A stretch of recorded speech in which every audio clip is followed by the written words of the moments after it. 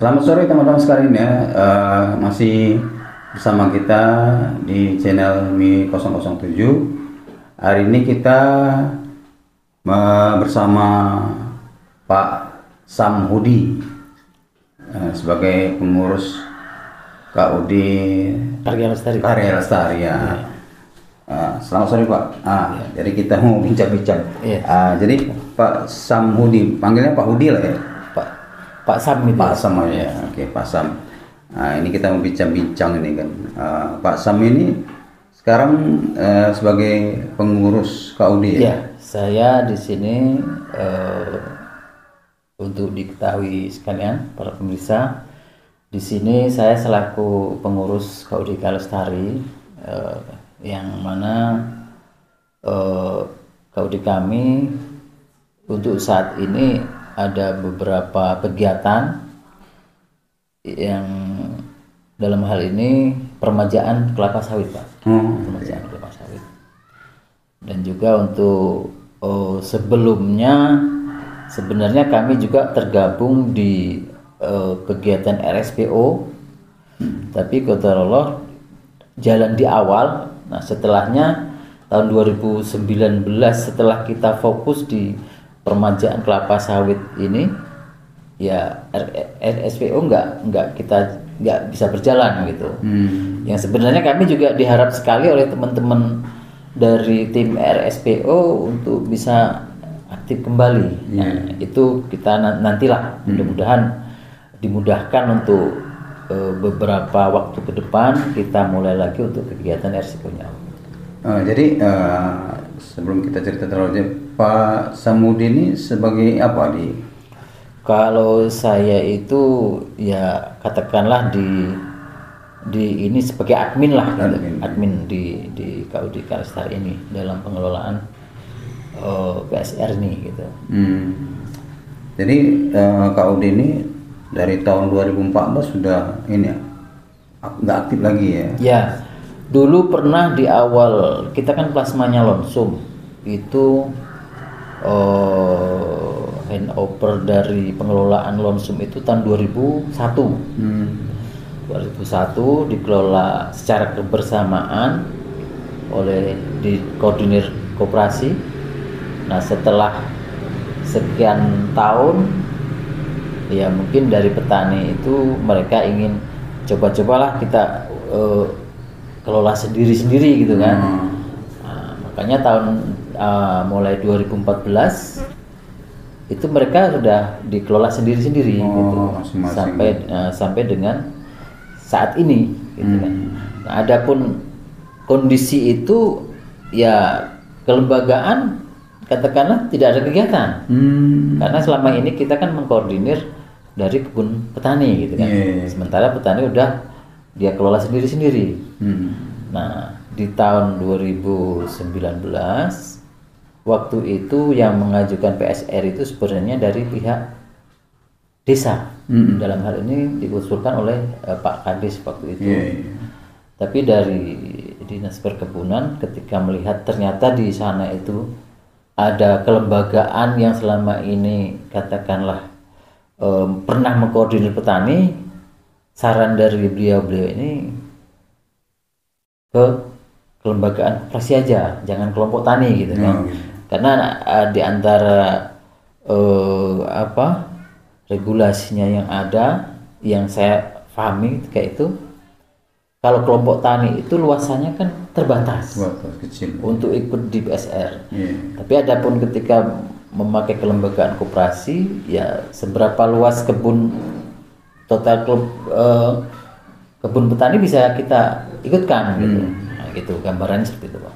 Jadi mulai aktif dari tahun 2019 lah aktif lagi. 2019 itu kita mulai rekrut itu petani yang ingin ikut di program PSR ini gitu.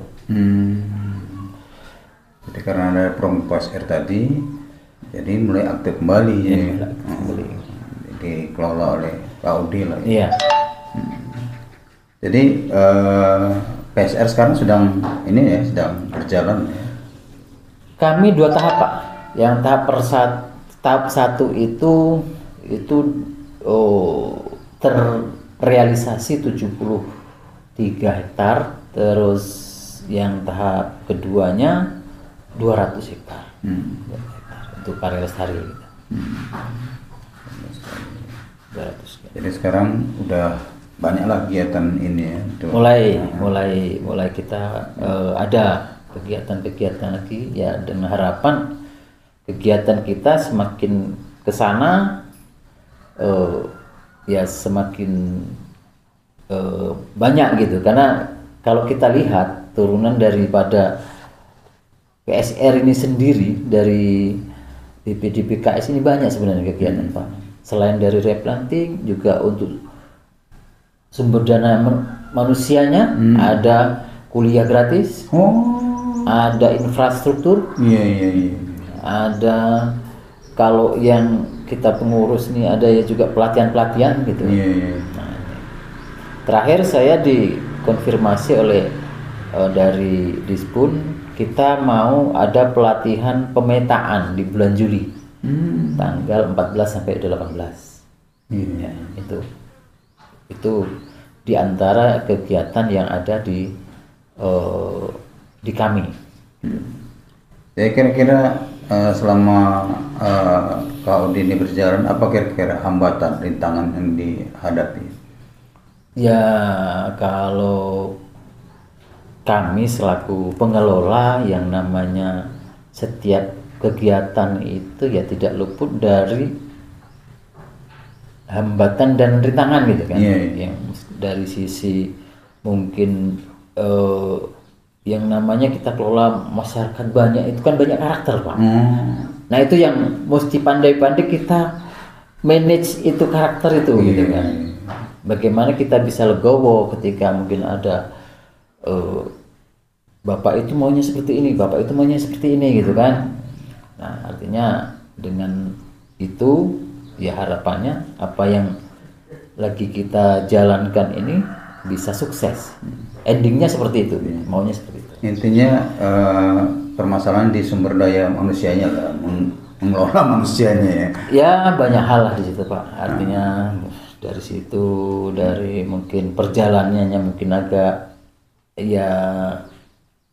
cepat, agak lambat, agak cepat, agak lambat gitu kan perjalanan.